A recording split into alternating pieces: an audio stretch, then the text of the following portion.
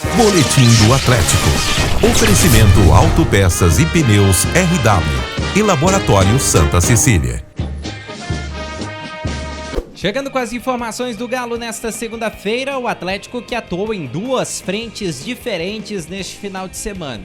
Vou começar pelo Campeonato Mineiro. Ontem o Galo entrou em campo contra o Aimorés em Ubá, zona da Mata Mineira, 11 da manhã, para um calor de 33 graus, mas com certeza sensação térmica acima de 40. Muito calor, numa cidade que é conhecida pela alta temperatura. O Aimorés é um estreante no módulo 1 do Campeonato Mineiro, tem como gestores Mancini e Wellington Paulo, e do outro lado o Atlético foi a campo com o time sub-20, tendo alguns jogadores do time principal que não teriam tantas oportunidades nos Estados Unidos. Falo do Gabriel Delfim, do Paulo Vitor, do Robert e do Luiz Felipe. O Atlético até teve a primeira grande oportunidade do jogo nos pés de Loubach, atacante do sub-20, ele acabou acertando a trave, mas depois o Gabriel Delfim brilhou e segurou 0-0 para o time do Atlético, foi até escolhido o melhor jogador em campo.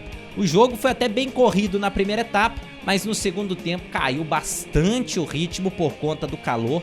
30 minutos de jogo e os dois treinadores já tinham promovido as 5 alterações, então mostra um pouco do quanto esse jogo foi desgastante para ambos os lados. Lembrando que pelo Campeonato Mineiro, o Galo voltará a campo na próxima quarta-feira, 7 da noite, contra o Democrata de Governador Valadares, jogo que vai acontecer no Mineirão. Lembrando que o Atlético vai mandar todos os jogos dessa primeira fase do Campeonato Mineiro como mandante no Mineirão, porque a Arena MRV ainda está passando por uma troca no gramado. Esse ano teremos grama sintética no novo estádio do Atlético. Eu lembro para você que esse boletim é um oferecimento do Laboratório Santa Cecília, desde 1971, cuidando de você e de toda a sua família, unidades em Lavras e em toda a região, e RW Peças e Pneus.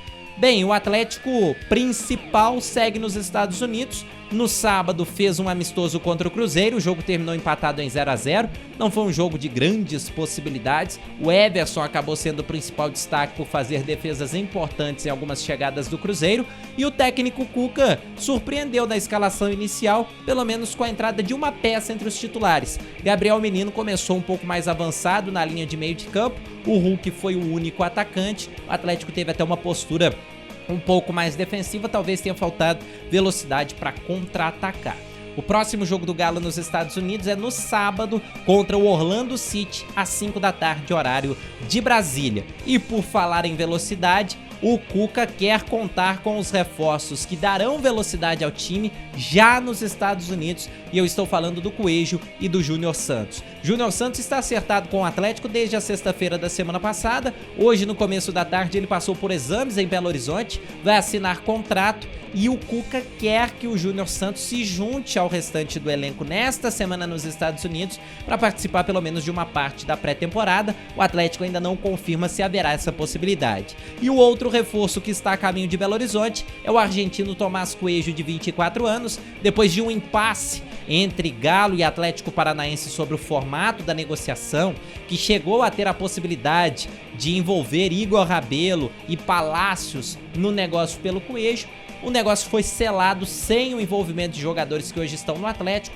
O Galo vai pagar cerca de 5 milhões de dólares por 70% dos direitos do Coelho, que deve chegar, como eu disse, nos próximos dias em BH, e o Cuca também quer contar com esse jogador nesta última semana de pré-temporada nos Estados Unidos. Essas as informações do Galo nesta segunda-feira. Rafael Mendonça para o Lavras TV. Boletim do Atlético. Oferecimento Autopeças e Pneus RW e Laboratório Santa Cecília.